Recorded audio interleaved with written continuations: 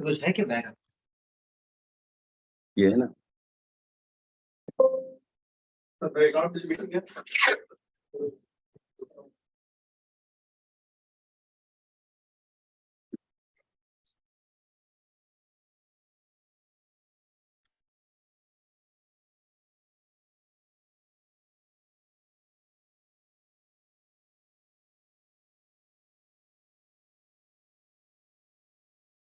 तो book style से लेके क्या? हाँ हाँ। How do I see participants here? नहीं दिख रहा है ना participants तो यहाँ पर।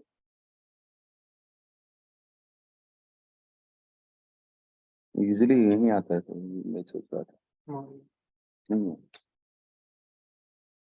just getting a doubt whether it is on or not. Let me try from my login हुआ है या नहीं? वही मैं doubt. Login with host claim host role. No no no, forget it. देखता हूँ। नहीं, यहाँ से लॉगिन करने के बाद देखता हूँ क्या आता है। अपने जगह बोर्ड में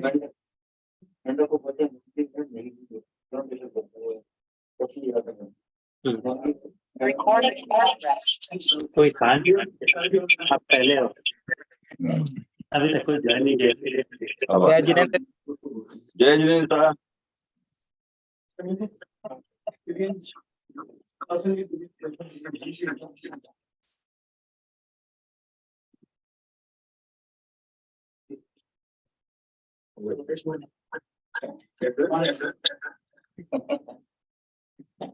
सभी से सादर जय जिनेंद्र। नवकार मंत्र का पाठ कर लेते हैं। ओम ह्रीं नमो अरहंताणम। ओम ह्रीं नमो सिद्धाणम। ओम ह्रीं नमो आयर्याणम। ओम ह्रीं नमो उवज्जायाणम। ओम ह्रीं नमो लोये सब्बसाहुणम। ऐसो पंच नमुकारो सब पावपणासनो मंगलाणं च सव्वेसिं परमं हवै मंगलम। परमं हवै मंगलम। अनंत आस्था के केंद्र आचार्य प्रवर के चरणों में कोटि से नमन। टीपीएफ के प्रभारी मुनि डॉक्टर रजनीश कुमार जी के चरणों में वंदन। बेंगलोर में विराजित चारित्रात्माओं के चरणों में वंदन। तो आज हम लोग जैसा कि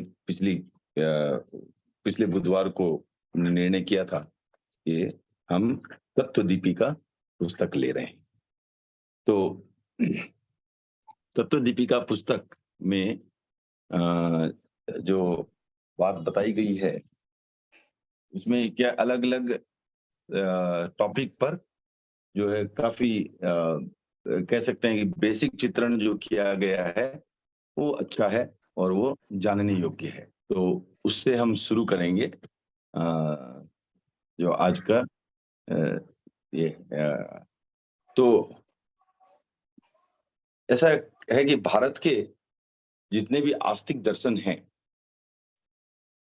उन सब ने जो इस चीज पर चिंतन किया है कि हर चीज समान होने के बावजूद भी फल भोगने में अंतर है।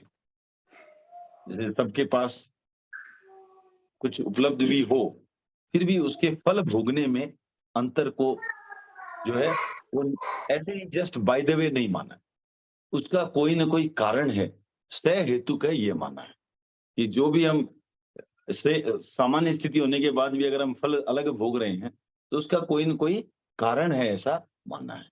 अब वो कारण क्या है उसको अलग अलग दर्शनों ने अलग अलग प्रकार से उसको समझा है। तो जो वेदांत हैं उसने उसको अविद्या का नाम दिया, बौद्ध ने उसको वासना का नाम दिया है, सांख्य दर्शन ने उसको क्लेश का नाम दिया है, और जो न्याय वैशेषिक है उन्होंने इसको अदृष्ट कहा है, और जैनों ने इसको कर्म कहा। ठीक है, तो ये अलग अलग चीजें हैं जो हमें प्रभावित कर रही है और हमारा फल भोगने का जो है उसमें अलग है। अब जो ये जैनों में जो बात आई है कर्म की, वो है जो औरों से थोड़ी अलग है। इसलिए अलग है कि ये बहुत एक तरह से कहा जा सकता है कि साइंटिफिक है और विशुद्ध इसका चित्रण है। तो जैसे कईयों ने मान लिया है कि अच्छे बुरे कर्मों के कारण आत्मा प्रभावित होती है। तो हमारे में ऐसा माना ही नहीं कि आत्मा पर कोई प्रभाव पड़ता है।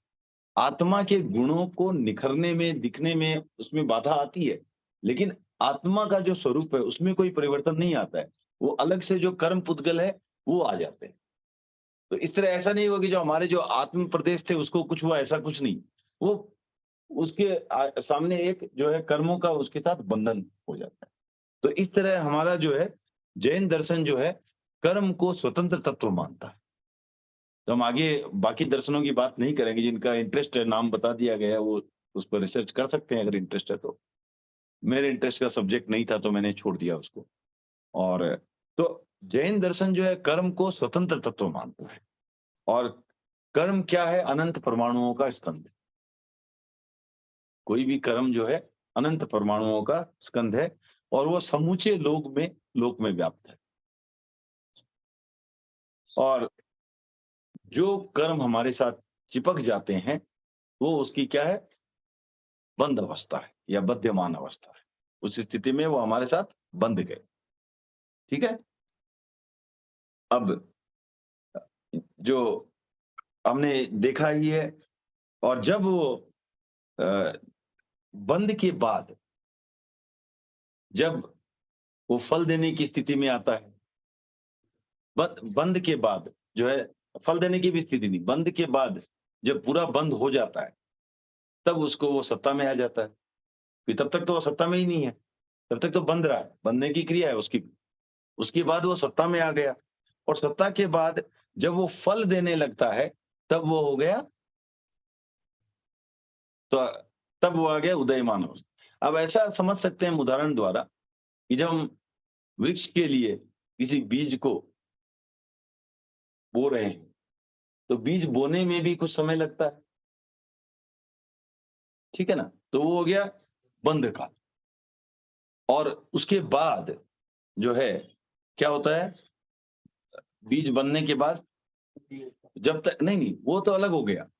उसके बाद सत्ता शुरू हो गई और उसके बाद वो फल देने में भी कुछ समय लेता है। तो उसके बाद वो उगता है तो वो उदय में आए। तो इस तरह आप अलग अलग इसको समझ सकते हैं। ठीक है। तो अन्य दर्शनों में भी इस प्रकार बातें हुई है। कुछ लोगों ने इसको क्रियमाण, संचित और प्रारब्ध बताया। तो क्रियमाण मतलब वर्क इन प्रोग्रेस, कार्य में है। संचित मतलब वो इकट्ठा हो चुका है और प्रारब्ध मतलब उसका फल आ रहा है। तो इस तरह भी बताया गया है। तो हमें जो है हम उसको बंद, सत्ता और उदय इनके समानार्थक मानते हुए चलते हैं।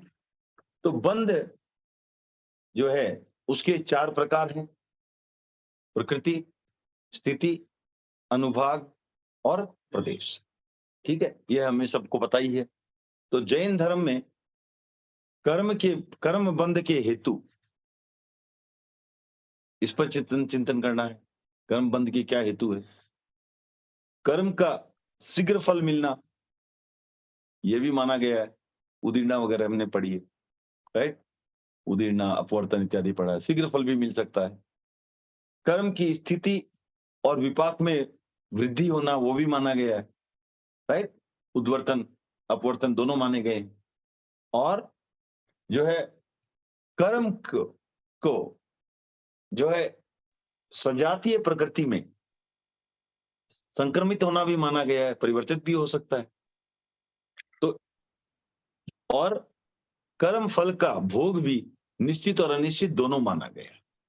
अनिश्चित किस तरह? जो कोई प्रदेशोदय भी हो सकता है, विपाकोदय हो, कोई जरूरी नहीं है। तो इस तरह जो जैन जो है उसका एक अलग ही पूरा ऐसा खाली सिर्फ यही कह लिया कि पूरा एक चक्की की तरह चल रहा है। जो कर्म किए वो भी भगवान भरोसे, जो फल भोग रहे हैं वो भी भगवान भरोसे।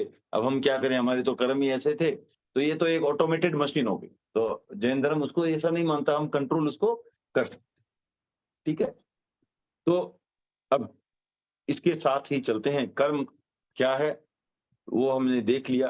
तो शुभ अशुभ प्रवृत्ति से आकृष्ट होकर के जो कर्म पुद्गल आत्मा के लिए आवरण, विकार या शक्ति के प्रतिघात के हेतु बनते, तो तीन काम हो गया।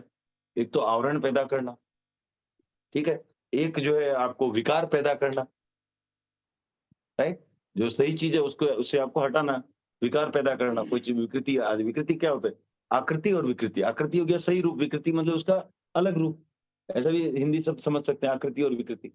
तो विकृति जिस जहां पर ले आता है, और तीसरा जो है जो शक्ति हमारी आत्मा की होनी चाहिए थी, उसमें जो है प्रतिघात करता है, उसमें हनन करता है। तो ये इस तरह से ये पहलू है जो हमारे समझने के कि कर्म के तीन जो है ये मुख्य बिंदु हम समझ सकते हैं। तो अब जो है इसका ये करता क्या है, ये जो है हमारे जो मूल गुणों को, जो आत्मा के गुण हैं, उसमें कुछ न कुछ मुश्किल लाता है। तो इसके लिए हमें आत्मा के गुण भी समझने पड़ेंगे कि आत्मा के गुण क्या है। तो तो ये भी हम समझेंगे। और जो है एक सेकेंड, हाँ, तो इसके लगने के क्या हेतु है, मिथ्यात्व, अव्रत, प्रमाद, कसाय और योग, ये जो है ये कर्म लगने के हेतु है। आश्रव जो हो गए कारण है, कर्म लगने के कारण, उनके कारण आत्मा जो है कर्म पुद्गलों को ग्रहण करती है, कर्म वर्गना के पुद्गलों को ग्रहण करती है, और यही जो ग्रहण हम कर रहे हैं कर्म वर्गना के पुद्गल, वही कर्म है। अब कर्म वर्गना जो है वो क्या है, वो अत्यंत ही सूक्ष्म है। पहले तो ये देखा जाए, जो हम अजीव है ये तो सबको पता ही है। अब अजीव भी दो प्रकार के हो सकते हैं, रूपी और अरूपी। तो क्या ये रूपी है या अरूपी? कर्म जो है वो रूपी है या रूपी? रूपी, रूपी है, राइट। तो लेकिन रूपी होने के बाद भी सूक्ष्म है, और इतना सूक्ष्म है कि उसको सामान्य रूप में हम नहीं देख सकते। जिसे कौन देख सकता है? या तो केवल ज्ञानी या परम अवधि ज्ञान। अवधि ज्ञान में भी अच्छे अवधि ज्ञान वाला, मन प्रयोग ज्ञानी भी नहीं देख सकता, क्योंकि वो सिर्फ मनोवर्गणा के पुद्गलों को विशेष रूप से देख सकता है। कर्म वर्गणा के पुद्गलों को या तो केवल ज्ञानी या जो परम अवधि ज्ञानी है, सिर्फ वो ही देख सकते हैं। अब कर्म जो है मूलतः तो एक ही प्रकार का है, ठीक है ना। जैसे आप समझो कि जो बाधा है वो एक प्रकार का कचरा है, एक ही प्रकार का कचरा है, बट आपके यहाँ नालियां अलग अलग है। एक नाली से दूध आता है, एक नाली से पानी आता है, एक नाली से कुछ और आ रहा है। तो जिस नाली में अटक गया उसी को बाधा पहुंचा, तो उस हिसाब से उसको हम नाम दे सकते हैं कि ये जैसे ये प्लम्बिंग का कचरा हो गया, ये जो है मिल्क लाइन का कचरा हो गया। लेकिन कचरा तो कचरा ही है।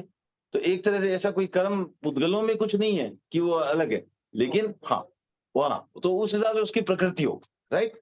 तो यूं तो जो है कि वो कर्म मूलतः तो एक ही प्रकार का है, लेकिन आत्मा के जिस गुण का हनन करता है उसके आधार पर जो है उसका वर्गीकरण करके उसको 8 भागों में विभक्त कर दिया।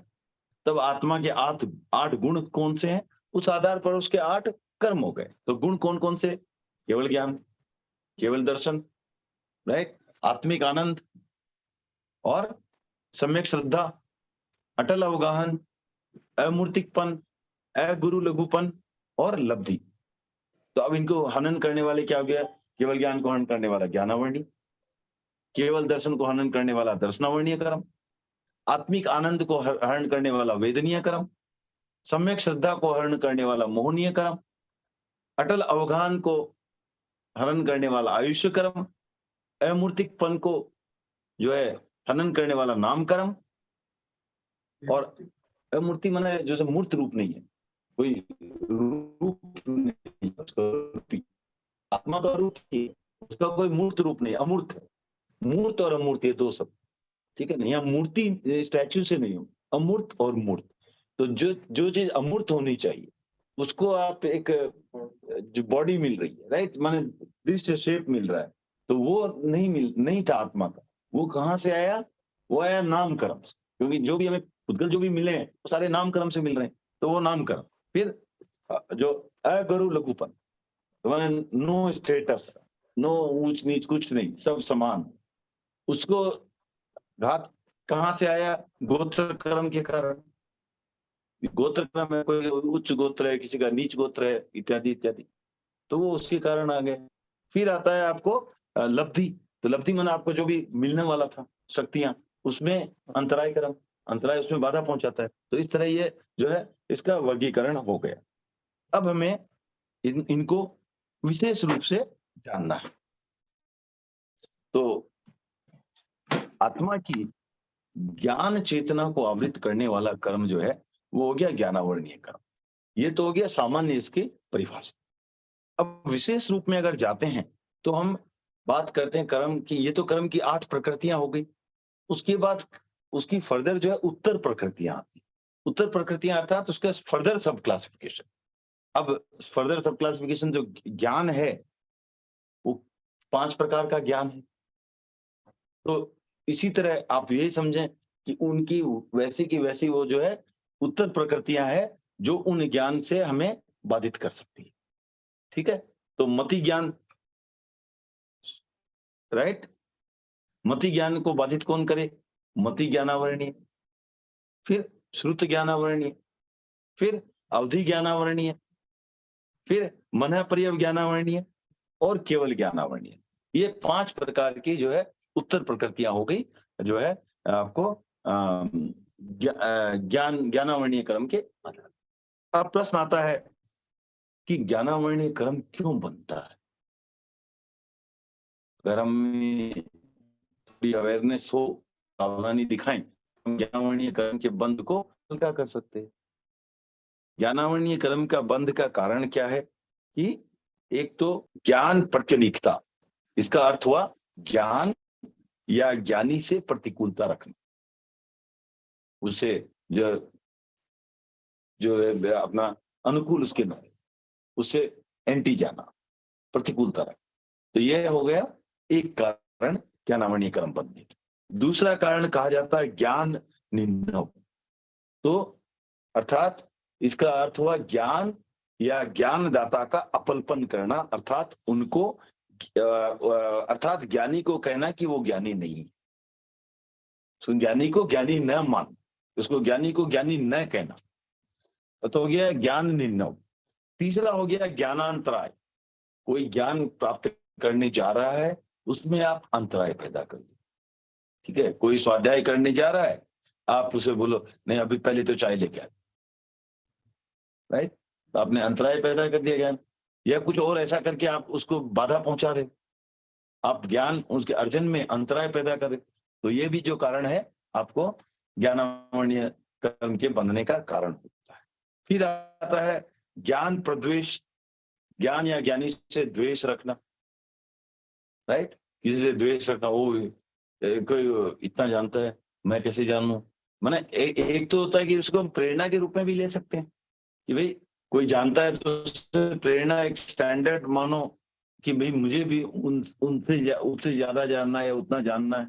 एक होता है उससे द्वेष रखना।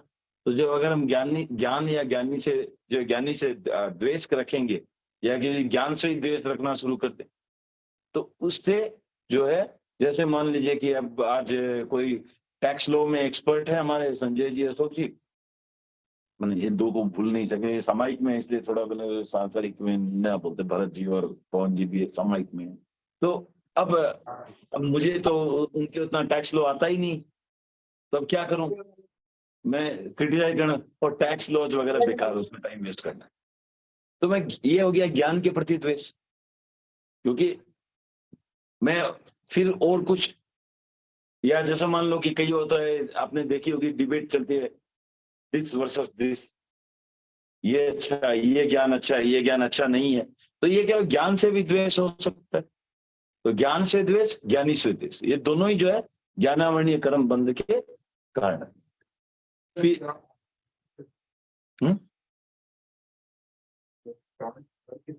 नहीं, ये सिर्फ उदाहरण के लिए बोला मैंने, टैक्स लोग हाँ हाँ, मगर उससे भी अगर आप द्वेष वहां भी रखोगे तो कोई ना कोई कर्म तो बंद ही जाएगा। तो द्वेष तो ना ही रखो तो अच्छा है, कोई ना कोई कर्म तो बंद ही जाएगा उससे। लेकिन ये कहने का था कि कोई भी ज्ञान से आप द्वेष ना रखो। अब ज्ञान में ये देखो, ये भी नहीं बोल सकते टैक्स लो आत्मा का ज्ञान, ऐसा कुछ नहीं है। ये सब कुछ है, जानने योग्य सब कुछ है। हाँ, तो ये मत समझो कि टैक्स लो से मैं द्वेष करूंगा तो भी ज्ञानावरणीय कर्म का बंधन नहीं होगा, मेरे ख्याल से उसमें भी होगा। हाँ, जानने लायक सब कुछ है। हाँ, विवेक अलग बात है। हाँ, विवेक से डिबेट कर सकता बच्चा नहीं, विवेक से मैं बच भी सकता हूँ, मेरे पास समय लिमिटेड है, सब कुछ नहीं जान सकता, ठीक है, पर इसके लिए मुझे द्वेष करने की आवश्यकता नहीं।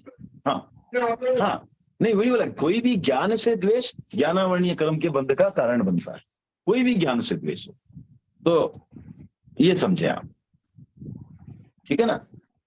फिर ज्ञान आसातना, बंद करें, उनको आवाज जाएगी सर। ज्ञान आसातना, तो ज्ञान या ज्ञानी की अवहेलना कर, असाधना करनी, राइट। तो जो भी ज्ञान या ज्ञानी है उनकी असाधना करना, ये भी जो है ज्ञानावरणीय कर्म बंध का कारण है। और ज्ञान विसंवादन, अर्थात ज्ञान या ज्ञानी के वचनों में जो है विरोधाभास दिखाना, विरोध दिखाना, उसमें विसंवाद का अर्थ विरोध, उसमें विरोध दिखाना। तो बिना पूरी बात समझे कई बार हम लोग क्या कर सकते हैं, उसकी कोई की बात को गलत ठहरा सकते हैं। पूरा समझा नहीं हमने, फिर भी गलत ठहरा दिया। देखो, जैसे स्वामी जी ने कहा कि मान लो कि कोई एक वचन दिया, ये अल्प पाप बहु निर्जरा में ये सिद्धांत नहीं मानते। कैसे नहीं मानेंगे, देखो जी इसमें इतना अच्छा हो गया, होता है, फिर भी धर्म का तो काम है, थोड़ी बहुत तो 2 मच्छरी तो मारे, बाकी कितने 100 लोगों को डेंगू से बचा लिया, राइट। अब वो क्या, ये क्या बिना जाने हमने उन ज्ञानी की बात का विरोध कर दिया, बिना जाने।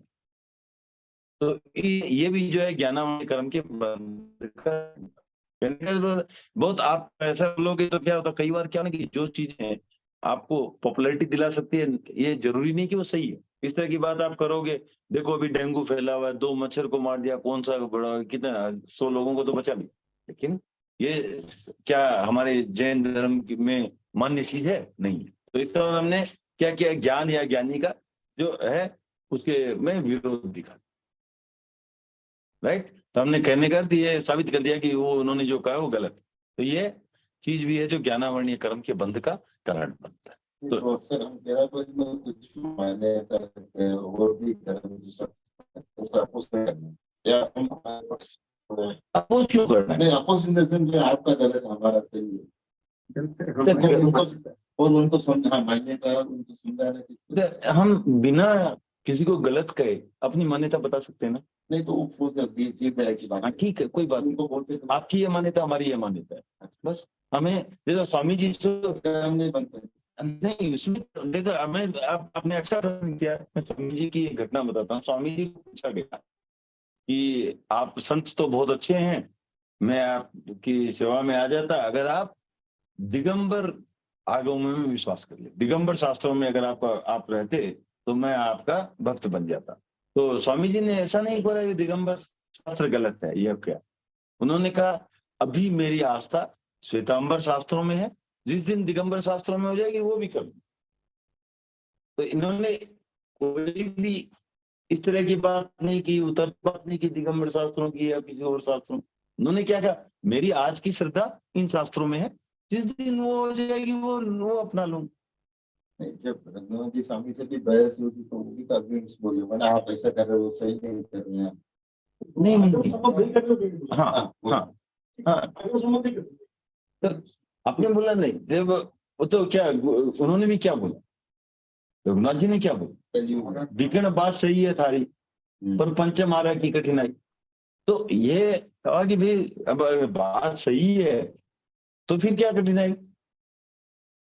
अगर आप बोल रहे हो कि आपने तो कुछ ऐसा बोला नहीं ना, आप या तो अगर जब बातचीत कब हो, आपके पास मैं जाऊं एडवाइस के लिए, आप मेरे को कोई सलाह दो, और मैं आपको बोलूं कि भाई सलाह तो आपकी सही है, लेकिन प्रैक्टिकली मैं मान नहीं सकता, तो मैं क्या करूं? अगर मुझे मुझे सही रास्ते पर चलना है तो मैं क्या ऑप्शन है मेरे पास? आपने ये तो नहीं कहा कि गलत है, तो आपसे बात करते थोड़ा चर्चा होती कि भाई क्यों गलत है, मेरी समझिए, आपकी समझिए। आप तो कह रहे हो कि बात तो सही है, लेकिन हम मान नहीं सकते। अगर हम बोले नहीं मान सकते तो हम क्या करें फिर? मैं तो मान सकता हूँ, तो भाई ठीक है, जयराम जी की मैं मानता हूँ। सही बात पे आग्रह करना भी ज्ञानवानी करने का आग्रह करना। सही नहीं, सही I देखो, put it across one level is fine. हाँ If I insist and I argue on this and I be aggressive, then सी, हम क्यों एग्रेसिव हो? क्यों एग्रेसिव हो? that can be to prove a point or to हाँ तो क्यों change the system, क्यों to change क्यों? the system. बट जब जब ऐसी बात होगी तब आप अपना विचार रखो, आप दृष्टांत रखो, पर एग्रेसिव होने की जरूरत नहीं है। अगर आप एग्रेसिव हो रहे हो, इसका मतलब क्या हुआ कि आप अपने विचारों को थोपने की कोशिश कर रहे हो। ईगो तो अलग बात है, विचारों को थोप भी रहे हो आप। तो अगर मान लो मैं आज आर्ग्यूमेंट करने में बहुत होशियार हूँ, राइट, और आप नहीं हो मान लो, Accepted. नहीं वो नहीं बोल रहा हूँ मैं, नहीं, इसीलिए मैं उल्टा नहीं बोला कि वो ज्यादा लंबा जाएगा लेकिन अब मान लो मुझे आज मैं मान लो कि विचार को प्रस्तुत करने में रख सकता हूँ, कोई अच्छे अच्छे उदाहरण दे करके अनिल जी नहीं रख पा रहे हैं। हो सकता है ज्ञान तो, हो सकता है कि है ज्ञान तो उनमें बड़ा बड़ा भरा पड़ा है, हमारे में कुछ नहीं है।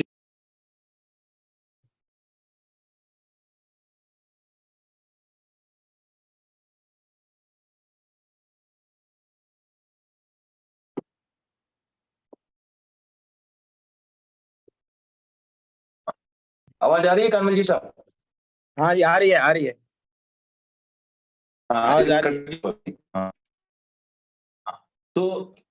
तो ये है कि अब अगर मैं उसके साथ साथ सत्य जो है, ये तो समझना है, सत्य जो है वो एक नहीं रहेगा, सत्य तो वही रहेगा ना, असत्य तो परिवर्तित नहीं होगा। जस्ट मैं उस पर बहस करके प्रूव कर पा रहा हूँ, यानी उससे तो सत्य परिवर्तित नहीं होगा। तो सत्य की साधना कब? एक तो कि मुझे अपना पहला क्या है कि देखो, एक चीज है कि एक के साथ हम सब चीजों को जुड़ा, धर्म जो है उसमें अब क्या होता है कि एक भी चीज आपने छोड़ दी। अब मैं मान लो मैं ऐसा भी कर सकता हूँ कि किसी को भी तलवार के बल पर भी सच मनवा सकता हूँ, कैसे नहीं मानेगा, राइट? अब ऐसा देखा ना, ये जो कहीं गया, ये बोल, कैसे नहीं बोलेगा? अगर मान लो किसी, आज मान लो आप ये दिखाते हो गुरु का सम्मान करो, और आपका बेटा नहीं मान रहा है, तो एक तो उसको समझाना, एक है आप 4 थप्पड़ लगाए, क्या प्रणाम, गुरु जी ने प्रणाम कर। अब उसमें धर्म कहाँ हो? न धर्म कब होता? जब उसके अंदर ये आप विश्वास जगा पाते कि गुरु की सेवा करना अच्छी बात है। ये तो आप कर नहीं पा रहे हो, बहस करके कभी ऐसा तो एक्चुअली नहीं होता। बहस करके ठीक है, अभी मेरे पास आर्ग्यूमेंट नहीं है, मैं क्या करूं? उसी थप्पड़ खाए हुए बच्चे की तरह हूं मैं भी, कुछ कर नहीं सकता, क्योंकि अभी क्या है वो ठीक है, फिजिकल वायलेंस नहीं है, मेंटल वायलेंस तो है, टॉर्चर तो है। मुझे, मैं आपको, I am not able to think at your level, मैं आपको जवाब नहीं दे पा रहा हूँ, इसका मतलब ये थोड़ी कि आप मेरे पे विचार थोपेंगे। तो एग्रेशन का कोई सवाल ही नहीं उठता। आप सही बातें बताओ, आप मुझे अवकाश दो समझने का उस चीजों का, फिर मेरा इंटरेस्ट है तो मैं आपसे आके बात करूंगा, फिर से समझने की कोशिश करूंगा। अगर मेरा इंटरेस्ट नहीं है तो आप मेरे को कभी भी समझा ही नहीं सकते, है ना? प्रेरणा दे सकते हो आप, तो जब प्रेरणा को समझाने की सीमा में है तब तक ठीक है। जहां वो आग्रह और बहस और प्रूविंग द पॉइंट आ गया, वो सही नहीं। ज्यादा नहीं है। ब्रह्मा जी ने भगवान हमें से पूछा अलग ध्यान करने के लिए, तो भगवान जानते थे कि अलग ध्यान नहीं करना है और इरादत हो जाएंगे, तो वो मौन रहे, कुछ बोले नहीं। उनको पता था कि इरादत होंगे और नहीं जाने भाई, क्योंकि ये नहीं करना मत करो, मौन रहे। और दूसरा, भगवान कभी भी उनको कोई बोलता है आना चाहिए जैसे कि दोबारा स्वीकार करना है, तो वर्ड वो यूज करते हैं जैसा सुख हो वैसे। जैसा अनुकूलता वैसे करो, हाँ ये करो ऐसे करो, पर्टिकुलर तो भगवान की जो भागों में जो करते हैं वो स्पेसिफिक नहीं होते। ठीक है। तो मेरे दो प्रश्न, एक प्रश्न इसमें फर्स्ट और फोर्थ में डिफरेंस क्या है? प्रतिकूलता रखना और द्वेष करना। प्रतिकूलता माने मैं आपके अपोजिट रह सकता हूँ, सही ज्ञान है आपका, आपके अपोजिट हूं, आपसे कोई द्वेष नहीं है मेरे, आपसे कोई द्वेष नहीं है, मैं अगेंस्ट वैसा कुछ आपसे क्रिटिसाइज करता हूँ, आपसे द्वेष करता हूँ, ऐसा नहीं है। आपने कहा बात जो बोल रहे हो मैं सही होगा, नहीं ऐसा नहीं है, कॉन्ट्राडिक्टरी। मैं कॉन्ट्राडिक्टरी व्यूज है मेरा, हाँ। मेरा व्यूज तो कॉन्ट्राडिक्टरी हो सकता है ना। आप बोलते हो कि वेज खाना चाहिए, नॉन वेज नहीं खाना चाहिए, मैं नहीं मानता हूं इस बात को, तो आपके प्रतिकूल हो गया, सत्य ज्ञान के प्रतिकूल हो गया ज्ञान वैज्ञानिक। लेकिन मेरे को आपसे कोई द्वेष नहीं है, तो ऐसा संभव है। हाँ हाँ, फ्रेंडशिप फ्रेंड नहीं भी हो तो कोई बात नहीं, द्वेष नहीं, द्वेष नहीं, द्वेष नहीं, ठीक है ना। तो ये संभव है कि द्वेष नहीं है। ओके, फिर आता है आपका कि ज्ञानावरणीय कर्म की स्थिति कितनी। तो स्थिति जो है, इसमें जो हम स्थिति की बात करेंगे, दो शब्दों की बात करेंगे, एक है जघन्य, एक है उत्कृष्ट। सो जघन्य का मतलब हुआ सबसे कम या न्यूनतम, मिनिमम, और उत्कृष्ट का अर्थ हुआ सबसे ज्यादा या मैक्सिमम। ये ध्यान रखें, ठीक है। तो जो ज्ञानावरणीय कर्म की स्थिति है, जघन्य है अंतर्मूढ़, जघन्य अंतर्मूढ़, और उत्कृष्ट जो है वो 30 करोड़ा करोड़ सागर। अब करोड़ा करोड़ किसे कहते हैं, सागर किसे कहते हैं, वो समझना है, ठीक है ना। तो जो है आपको पहले समझना है, अंतर्मुहूर्त तो सबको पता है, 48 मिनट्स के अंदर का टाइम। अब 30 करोड़ा करोड़ सागर से पहला आता है वर्ड करोड़ा करोड़। तो करोड़ा करोड़ का क्या मतलब हुआ कि करोड़ को करोड़ से मल्टीप्लाई करने से, तो 30 करोड़ा करोड़ मतलब हो गया 30 करोड़ को 1 करोड़ से मल्टीप्लाई कर दो, वो जितना हुआ वो हो गया 30 करोड़ा करोड़। अब वो क्या, इतने वर्ष नहीं, उतने सागर। अब सागर क्या होता है, जो आपका 10 करोड़ा करोड़ पल्योपम का एक सागर होता है, 10 करोड़ा करोड़ पल्योपम का एक सागर होता है। अब एक पल्योपम कितना होता है वो समझना है, राइट। बहुत बड़ा समय है ये, देखो आप, हम छोटे हंसते हंसते बांध लेते हैं, इतने समय तक के लिए बांध सकते हैं, सोचो आप। अब पल्योपम किसका होता है, अब हमारे से भी शायद 1000 गुना या कुछ ज्यादा सूक्ष्म जो है, जो नवजात युगलीय होते हैं उनके केस होते हैं, अपने से इतने ज्यादा सूक्ष्म। देव कुरु उत्तर कुरु के युगलीय। हाँ, उत्तर कुरु के युगलीय उनके इतने सूक्ष्म होते हैं, उसको उसके भी आप खंड खंड खंड कर दो, एकदम छोटे छोटे टुकड़े बना लो, और एक 4 कोस लंबा, 4 कोस चौड़ा और 4 कोस नीचा खड्डा बनाओ आप, ठीक है। और उसको 4 कोस ही है ना, एक कोस है क्या, नहीं 4 कोस है, 4 कोस है, 4 कोस एक योजन तो एक ही बात होगी। हाँ 4 कोस है मेरे ख्याल में, तो 4 कोस बाई 4 कोस, ये आपने खड्डा बना लिया, उसको लबालब आपने इस तरह के जो केस के खंड हैं उनसे पूरा भर दिया, और हर 100 वर्ष में उसका एक टुकड़ा निकाला, एक निकाला, तो जब वो खाली होगा वो एक पल्योपम हुआ, पर हर 100 वर्ष में एक, तो ये हो गया एक पल्योपम। और इस तरह जो है 10 करोड़ा करोड़ पल्योपम, 10 करोड़ा करोड़ पल्योपम, उसका हुआ एक सागर। और वैसे 30 करोड़ा करोड़ सागर, आप सोचो कि कितना समय तक का हम ज्ञानावरणीय कर्म लगा, ठीक है ना। तो यह इसकी उत्कृष्ट स्थिति है। तो जघन्य स्थिति अंतर्मुहूर्त, और उत्कृष्ट स्थिति हो गई एक पल्यो 30 करोड़ा करोड़ सागर, ठीक है। आगे चलते हैं, और ज्ञानावरणीय कर्म का लक्षण क्या है और उसके कार्य क्या है वो आगे समझते हैं। ठीक है। तो ज्ञानावरणीय कर्म जो है वो आंख की पट्टी के समान है।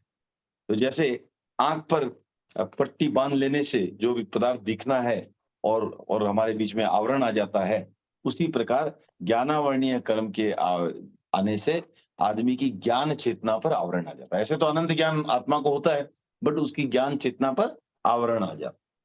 और ये कर्म क्या करता है? जानने में बाधा पहुंचाता है। ज्ञान का काम क्या है? जानना, विशेष रूप से जानना। दर्शन होता है सामान्य रूप से जानना, ज्ञान है विशेष रूप से जानना।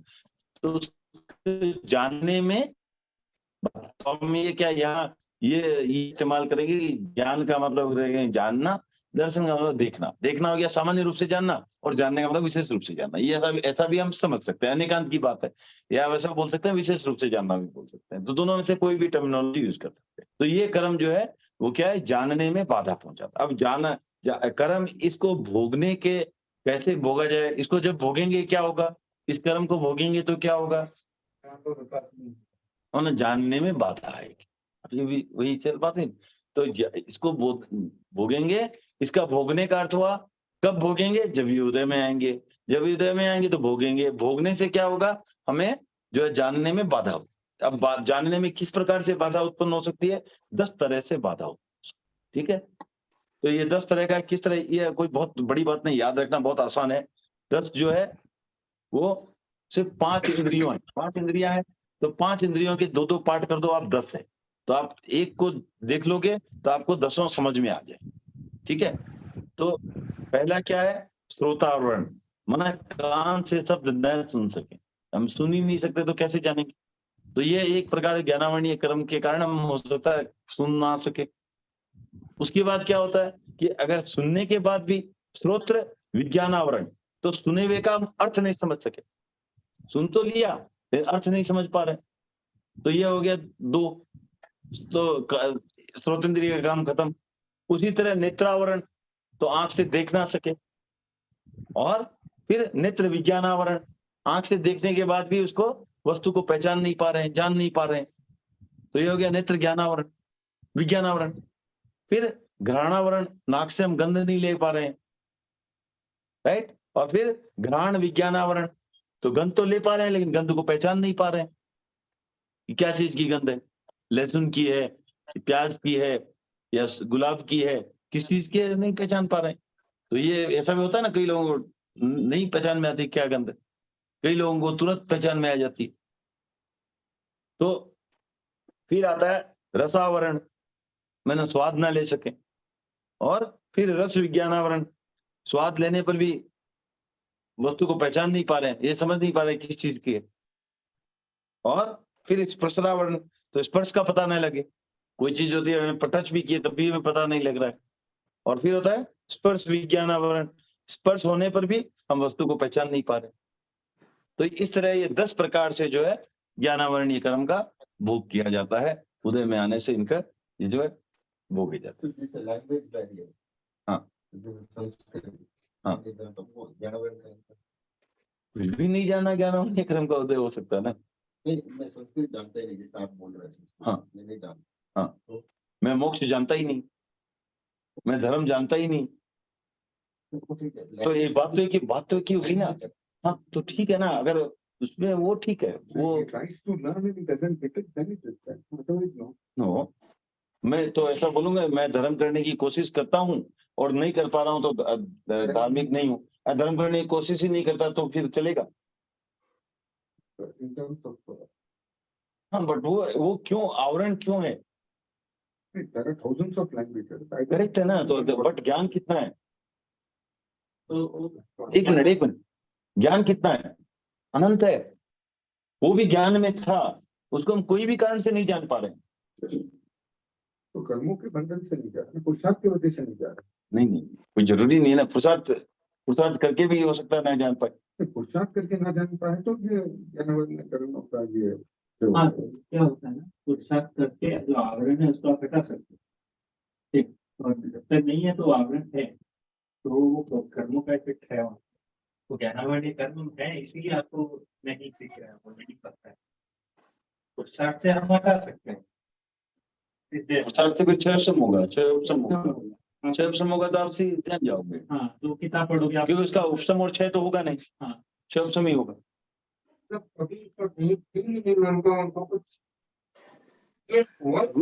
निर्मल जी, वो तो हाँ जैसे संगी है और असंगी है, संगी हाँ क्यों है और असंगी क्यों है? एक एक का बोल सकते हैं कि भी एक क्षयोपशम और एक है उदय, ये दो हाँ के कारण से एक संगी है और एक असंगी है। हाँ भाई आपको कोई चीज का जानकारी या उसमें श्रद्धा नहीं है, वो अलग चीज हो गई। हाँ और हाँ संगी असंगी में जैसे एक क्षयोपशम नहीं है किसी चीज का और एक उदय आपका है, तो हाँ असंगी और जैसे संगी ऐसे बता सकते हैं उनको उत्तर में। हाँ हाँ, उन्होंने सुन लिया है, वो आपकी बात सुन रहे हैं। हाँ, तो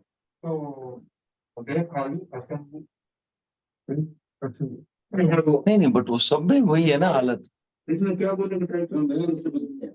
हाँ, दादा जी क्या बोलने का ट्राई उन्होंने कहा जैसे संगी और असंगी का भी उदाहरण लेते हो आप, तो संगी में जैसे मन है तो वो चिंतन कर पा रहा है, असंगी है वो नहीं कर पा रहा है।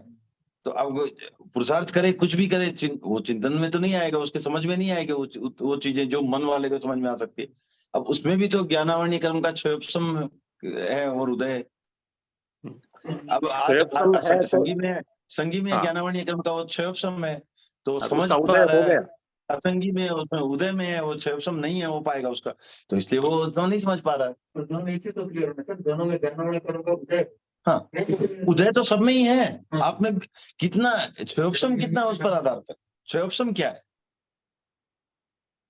क्षयोपशम क्या है, आपको कुछ नहीं पता है तो वो क्षयोपशम की कमी है। अब क्षयोपशम की कमी तो सब में ही है ना, पूरा तो मतलब उदय हो गया। हाँ? दर्शन की कमी में उदय हो गया। जब ज्ञानावरणीय उदय आया तब आप उदय असंगी तो हो है ही। गए। हाँ, दर्शन हुआ नहीं, उदय हो गया। मतलब उदय पहुंचता नहीं, दर्शन की कमी तो उदय। नहीं नहीं, बट वैसे तो क्षयोपशम में तो तारतम्य है ना, क्षयोपशम तो सबका सेम नहीं है। हाँ, तो वही है, उतना कम उदय है, वो सही है। तो वो क्योंकि वो प्रदेशोदय में आ गया उतना, उदयावली में जो है वो प्रदेशोदय में आते रहेंगे, तो वो क्षयोपशम में नहीं उलझेंगे आज क्षयोपशम की परिभाषा में। बट वो तो इसका मतलब क्या है?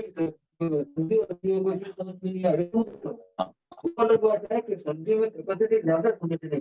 क्यों है, क्योंकि क्षयोपशम ज्यादा है। वही तो बात है ना, वही तो बात, तो वही जो, तो अब संगी और संगी में भी आप भेद करोगे, एक का क्षयोपशम ज्यादा है, एक का कम है।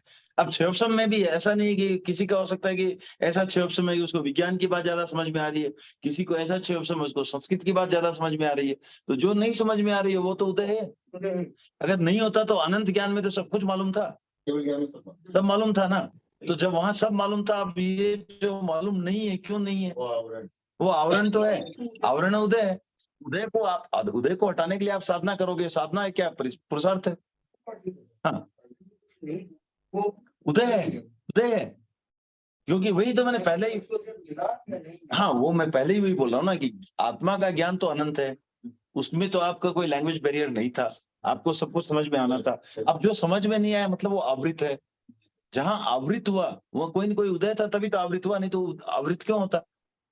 बेसिकली अगर केवली नहीं है तो ज्ञानावली कर्ता उदय है। हाँ, वो पॉइंट किया yes।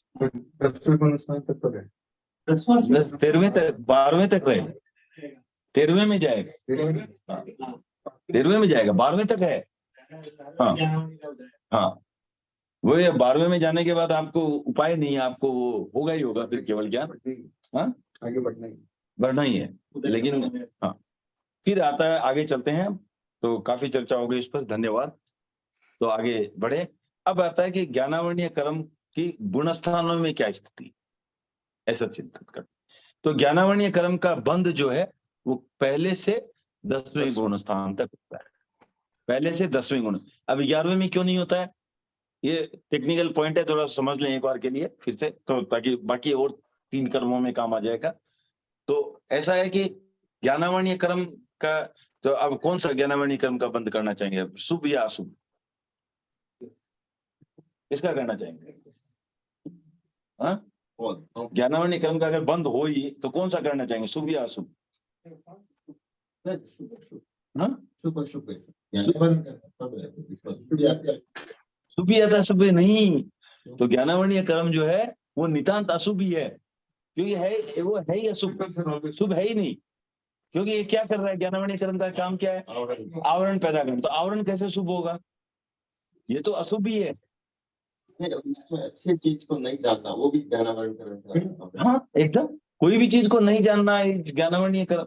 तो ज्ञानावरणीय कर्म जो है, अब ये समझे, ज्ञानावरणीय, दर्शनावरणीय, अंतराय और मौनीय, ये चार जो है वो आत्मा के बेसिक जो कैरेक्टरिस्टिक्स है उसको घात पहुंचाते हैं, उसको नुकसान पहुंचाते हैं, राइट। तो उसके कारण ये जो है ये सिर्फ अशुभ है, इसमें शुभ का कोई काम ही नहीं है। जब तो महाराज बोल रहा है उधर नहीं जाना वो नहीं सीखना तो वो तो उल्टा वो हो रहा है ना, आप जाना सब सीखना, इसका मतलब है you know everything but you follow that, you take a decision. हाँ ठीक है, जब बट मना ही करते हुए जाना नहीं, सीखना नहीं, करना नहीं, वो तो नहीं, वो इसलिए कि आपके पास समय सीमित है और समझ भी सीमित है। तो आप ऐसा समझो कि आपको मान लो कि आपके बच्चे हैं, राइट। आप उनको क्या बोलोगे कि जो भाई जिधर वो दारू का अड्डा उधर नहीं जाने का, क्यों बोल रहे हो आप, क्योंकि आपको विश्वास नहीं कि हो सकता है भी छोटी उम्र के कारण, किशोर वय के कारण बहक जाए, राइट। और वही कोई मेच्योर है, अब उसको फर्क है सही गलत का पता है, फर्क पता है, तो आप उसका आपको वो बोलने की आवश्यकता नहीं है। तो महाराज साहब को लगता है कि अगर अगर अपना आपका जो अपना ज्ञान ही इतना पुष्ट नहीं हुआ है, तो हो सकता है कि आप दूसरा सीख करके आप बहक जाएं। इसलिए उस दृष्टि से बोला जाता है। आपको पूरा सब चीज मालूम है, उसके बाद कोई दिक्कत नहीं, आप जाके कुछ भी सुनो। मास्टर जी ने ये भी तो कितनी बार कहा है कि जहां जिस भी संत से, जिस भी ग्रंथ से अच्छी बातें मिले स्वीकार करो, ये भी तो कहा उन्होंने। तो आप वो भी तो सोचो। तो लेकिन ऐसा है कि मुझे कम से कम उस बात को भी देखने के लिए सही गलत की पहचान तो आनी चाहिए, राइट। अब मैं आपको कुछ बोल रहा हूँ, सही बोल रहा हूँ गलत बोल रहा हूँ, उसको पहचानने के लिए भी तो आपको ज्ञान चाहिए। तो जो महाराज आपको बोल रहे हैं उस अपेक्षा से बोल रहे हैं, अगर आप में वो भी पूर्ण रूप से विकसित नहीं है तो हो सकता है आप गलत चीज को ही सही मानने लग जाएं। इसलिए कहा जाता है पहले वो विकसित। सही माना हाँ? वो भी तो वही है नहीं ज्ञानावरण कर्म, जब सही को गलत समझते, गलत को सही समझते हैं तो भी आपका ज्ञानावरण कर्म का नहीं है ना, बल्कि अब वो ठीक है, समझोगे तो उसको मैं क्या बोलेंगे। हाँ वो ज्ञान है। हाँ, वो भी नहीं, अज्ञान भी नहीं आता ज्ञानावरणीय कर्म के दोस्त से। ज्ञानावरणीय कर्म का अगर उदय है, अज्ञान भी नहीं, अज्ञान को भी वही रोकता है, समझ गए ना। वो उसको छोड़ो आप, वो कोई बात नहीं। लेकिन तो पहला क्या है कि महाराज का उद्देश्य है आपको सम्यक्त्व की तरफ ले जाने, कि आपको सही समझ आए। उसके बाद आप सुनोगे तो आप निर्णय कर पाओगे कि ये बात सही है या गलत है। अब वो निर्णय की जब तक स्थिति में नहीं है तब तक आपको बोल रहे हैं वहां से बचो, ठीक है ना। क्योंकि सबसे पहले आपका संयुक्त होना जरूरी है, ज्ञान तो आ जाएगा। हाँ, वो तो अपने आप आ जाएगा, सम्यक्त हुआ तो ज्ञान तो आ ही जाएगा। हाँ, हाँ, ओके। फिर नहीं, वैसा कोई जरूरी नहीं, अज्ञान को भी सॉल्व करने वाला ज्ञानावरणीय कर्म ही है। अब जैसे जिसका मतीय ज्ञान है, जो अच्छा मतीय ज्ञान कैसे होगा, ज्ञानावरणीय कर्म के 6 ऑप्शन से, राइट।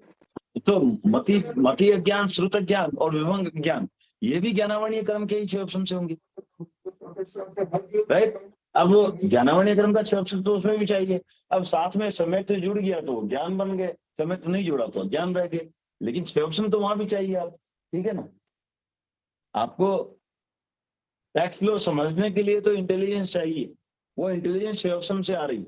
अब टैक्स लो को आप सही मान रहे हैं या गलत मान रहे हैं, वो आपके विजन पर निर्भर करता है, वो समयत्व पर निर्भर करता है। आपका समयत्व है तो आप उसको सही मान रहे हो, समय नहीं है तो आप उसको गलत मान रहे हो। लेकिन उसको समझने तो फिर सही गलत कुछ भी होना, समझना तो पड़ेगा। समझना ज्ञानावरणीय कर्म से आ रहा है, तो ज्ञान या अज्ञान दोनों ही है।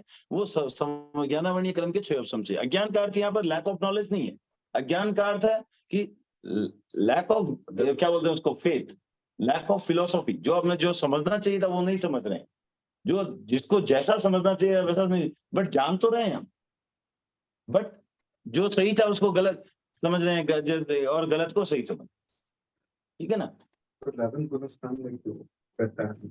हाँ, 11वें गुणस्थान में भी 11 कर्म रहेगा। लगता नहीं है, बंद नहीं होता है। तो वही मैं बता रहा था। तो ज्ञानावरणीय कर्म जो 1 से 10वें गुणस्थान तक लगता है, क्यों कि ज्ञानावरणीय कर्म, कोई भी कर्म लगने के लिए, तो ये पहले इसलिए मैंने प्रश्न किया था पहले, जहां से हमने डिटूर ले लिया था कि ज्ञानावरणीय कर्म जो है वो सिर्फ और सिर्फ अशुभ है, शुभ है ही नहीं। और इसी तरह से 3 और कर्म भी है जो सिर्फ शुभ ही अशुभ ही होते हैं, दर्शनावरणीय, अंतराय और मोहनीय। तो ये 4, इन्हीं इनको घाती कर्म भी कहा गया है। ज्ञानावरणीय, दर्शनावरणीय, मोहनीय और अंतराय, ये 4 कर्म जो है सिर्फ अशुभ होते हैं। ओके, ठीक है। अब अशुभ कर्म कैसे लगेंगे? जहां मोहनीय कर्म का साथ होना ही है, मोहनीय कर्म का उदय होना हो। वो 10वें गुणस्थान, 11वें गुणस्थान में होता नहीं है मोहनीय कर्म का उदय, तो उपश्रम है, उदय नहीं है वहां पर। तो जहां तक उदय कहाँ तक? 10वें तक। तो इसलिए 1 से 10 तक ये सिर्फ ज्ञानावरणीय कर्म का बंद होता है। ठीक है, तो 11वें कर्म का वो नहीं होता, but they fall directly down. 11वें में जाएंगे, 12वें में जाएंगे, क्या पता। नहीं, अगर 11 में गए तो दे फॉल डायरेक्टली डाउन। हाँ, वहां 11वें में जब तक रहेंगे तब तक ज्ञानावरणीय कर्म का बंद नहीं होगा, फिर से फॉल डाउन करेंगे, फिर से बंद होगा। तो दे हैव नॉलेज द 11वें। नहीं नहीं नहीं नहीं सर, 1 मिनट, ये नॉलेज होना और ना होना अलग बात है। नॉलेज कब है? जब मेरा नॉलेज कब होगा? जब ज्ञानावरणीय कर्म अल्प होगा, कम होगा, बंद नहीं होने का। आप क्या बोल रहे हैं? आप जब तक 11वें गुणस्थान में आप नया लोन नहीं ले रहे हो, लेकिन इसका मतलब आप साहूकार हो गए क्या? नहीं, अभी आपको पुराना लोन तो चुका है। नहीं होता। नहीं, चांस ही नहीं है। 6 हो गया तो फिर वो फिर 13वें की यार हम जाएगा ही नहीं। मोहनीय कर्म से हो जाते हैं ना? नहीं, 12वें में, 12वें में होते 12वें में 6 होंगे मोहनीय कर्म, 11वें में उदय में नहीं। हैं। कर्म तो फिर भी है मोहनीय कर्म, समझ गए ना? हाँ धनराज साहब, हाँ, वो बोल रहे हैं कि 6, मैं बोला दबा हुआ है 11वें में भाई। हाँ दबा हुआ है, उपशम हुआ हुआ है, उदय में नहीं, मोहनीय कर्म।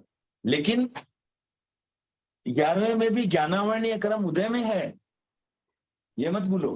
12वें में भी उदय में है, बंद नहीं हो रहा है, बंद नहीं हो रहा है बस। नया नहीं आता।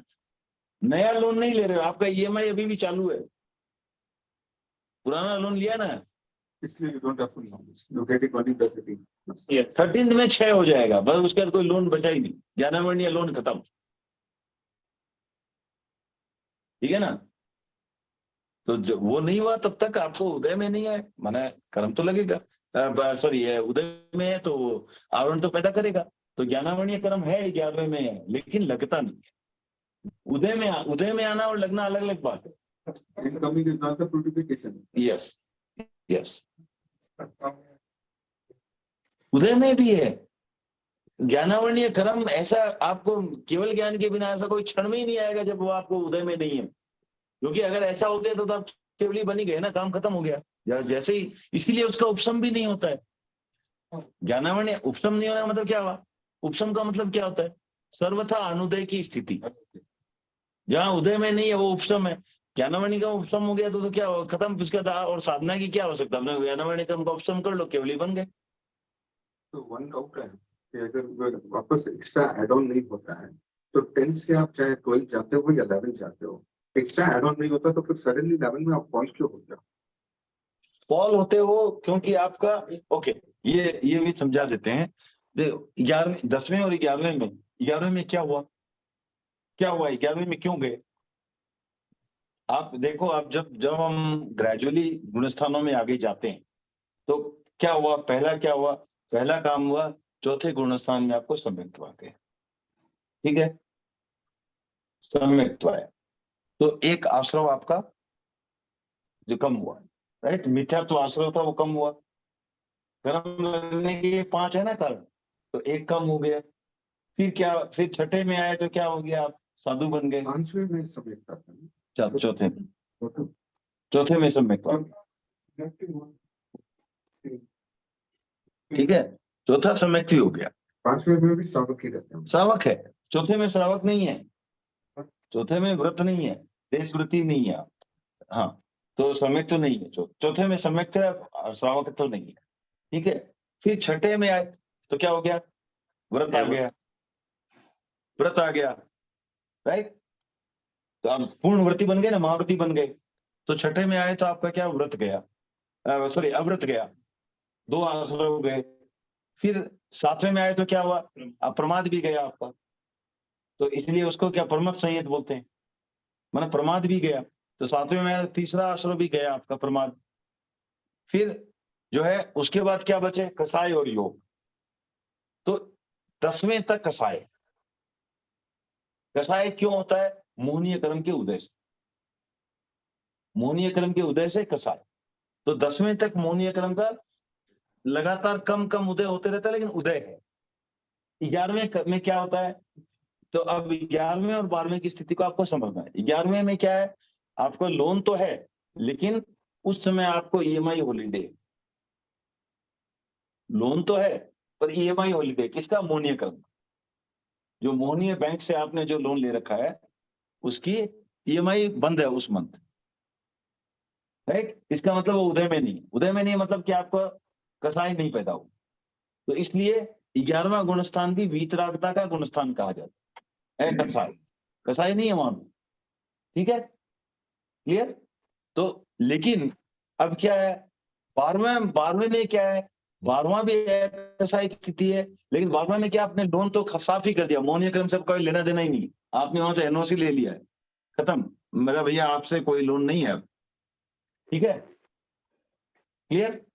तो अब लेकिन अब आप देखो, जो 12वां है उसमें मोहनीय बैंक वापस जागेगा क्या, नहीं। 11वां है उसमें मोहनीय बैंक वापस 2 महीने 3 महीने बाद कभी आएगा आपके पास, भैया पैसा हॉलीडे था, अभी हॉलीडे खत्म, पैसा दे दो, आएगा, व्हाटएवर। मैं एक एग्जांपल दे रहा हूं मैं, 48 मिनट इज ओके, ठीक है, वो अंतर मुहूर्त का ही होता है, वो अलग बात है, वो उसमें टेक्निकलिटी में नहीं बनी। हाँ, तो अभी क्या, वापस जब वो मोहनीय बैंक जागेगी आपसे लोन लेने के लिए, तो आपकी ईएमआई शुरू होगी, ईएमआई शुरू, आप मैं लॉजिकली बताता हूँ ना, आप छोड़ो उसको, धीरे धीरे कंक्लूड करो। ईएमआई आएगी, ईएमआई आने का अर्थ क्या हुआ, मोहनीय क्रम उदय में आया, मोहनीय क्रम उदय में आया तो क्या पैदा करेगा, कसाय। अभी वही चल रहे, मोहनीय क्रम का उदय मतलब कसाय। जैसे ही कसाय आया, आप 11वें गुणस्थान के हकदार रहे क्या, क्योंकि तब तक कसाय में नीचे गिर गया। आप सम्यक तो छोड़ोगे तो चौथे गुणस्थान के हकदार नहीं हो, नीचे आना पड़ेगा। आप जब व्रत छोड़ोगे तो छठे गुणस्थान के हकदार नहीं हो, वहां से नीचे आना पड़ेगा। वैसे ही कसाय छोड़ा तो आप 11वें 12वें के हकदार नहीं हो, वहां से नीचे आना पड़ेगा। 12वें में तो फिर वापिस बैंक आ नहीं सकता था आपके पास, तो गया।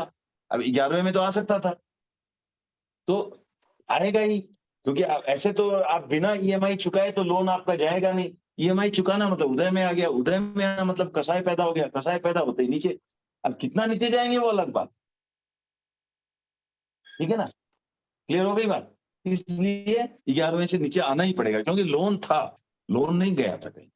अगर आप देखो वैसे तो 12वें गुणस्थान तक आपके पास 8 कर्म है, हाँ 8 कर्म बदले थे। हाँ, तो जब है वो उदय में नहीं है, वो अलग केस है आपके 11वें तक। 12वें में तो मोहनीय कर्म तो 6 हो गया, 12वें में, हाँ तो वो ठीक है, पर 12वें में तो 12वां मतलब ही है कि मोहनीय कर्म गया। हाँ, तो अभी देखो 3 मिनट बचे हैं, तो इसको थोड़ा सा ज्ञानावरणीय क्रम कंप्लीट कर ले, तो 2-3 लाइन है, तो उसके बाद अच्छी चर्चा हुई तो अच्छी बात है। तो ज्ञानावरणीय क्रम का उदय कब से कब तक रहता है, पहले से 12वें तक, और क्षयोपशम भी पहले से 12वें तक। क्यों, क्योंकि अगर क्षयोपशम हो ना हो और सिर्फ उदय हो तो क्या होगा, जीव और अजीव में कोई फर्क नहीं रहेगा। क्योंकि जीव और अजीव में फर्क क्या, चेतना का ही फर्क है, चेतना क्या, ज्ञान का उपयोग है।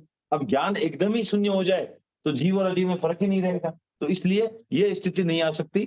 थोड़ा ना थोड़ा कुछ अंशों में क्षयोपशम तो ज्ञानावरणीय क्रम का हमेशा रहेगा ही, ताकि कोई उसको जीव और अजीव में अंतर हो, ठीक है, क्योंकि जीव नाम ही है चेतनावान का, तो इसलिए थोड़ी तो चेतना उसकी जागृत रहनी है, कितना भी न्यूनतम रहे, लेकिन थोड़ी चेतना तो जागृत रहेगी, इसलिए थोड़ा क्षयोपशम तो रहेगा ही रहेगा। 1 से 12 तक उदय तो रहेगा ही रहेगा। अब ऐसा था कि 13वें में क्या कभी चेतना चली जाती है क्या, 13वें में तो बता दिया ज्ञानावरणीय कर्म का क्षयोपशम है ही नहीं, लेकिन वहां क्या हो गया, 6 हो गया, पूरा काम ही खत्म, है ही नहीं, ज्ञानावर्णीय कर्म ही नहीं है, तुम्हारी पूर्ण चेतना जागृत। तो 1 से 12 तक तो है क्षयोपम भाव, और उसके बाद 12 से आगे क्षयिक भाव, माने क्षय हो गया। 13वां और 14वें में क्षयिक भाव, और सिद्धों में भी क्षयिक भाव। ठीक है, और इस क्रम का हमने जैसे पहले ही चर्चा कर ली, उपशम नहीं हो सकता। तो ये थी आज की ज्ञानावर्णीय कर्म की अपनी कर्म प्रकृति की चर्चा। अब 1 मिनट बचा तो दर्शनावर्णीय कर्म शुरू करके कोई फायदा नहीं। आज अगली क्लास में फिर से दर्शनावर्णीय कर्म से शुरू करेंगे। हाँ, ये क्लोज कर लेते हैं, उसके बाद ऊपर भी जाना है, 45 होने वाले। तो आप सभी का बहुत बहुत आभार, मिलते हैं फिर अगले वीडियो। धन्यवाद।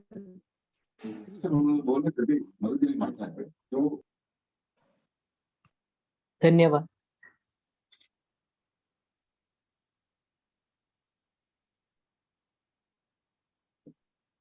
जय जिनेंद्र साहब।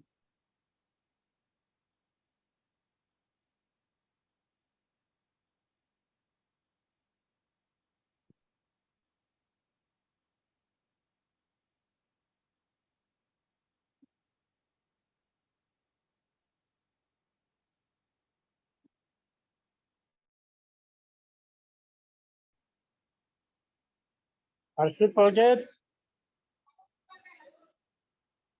बुलाना नीचे।